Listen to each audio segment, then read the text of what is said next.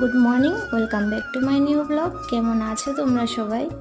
ঘুম থেকে উঠে সমস্ত কাজ সেরে স্নান করে চলে এসেছি, একটু লেপাপোতি করে নেব মুখের মধ্যে। তো একটু লেপাপোতি না করলে কিন্তু হয়, মাঝে মাঝে সব কিছুই করা লাগে। তারপর চলে গিয়েছি ছাদে, একটু ফুল তুলবো ঠাকুর পূজার জন্য, তারপর হয়েছে কাপড় চোপড় মেলে দেবে।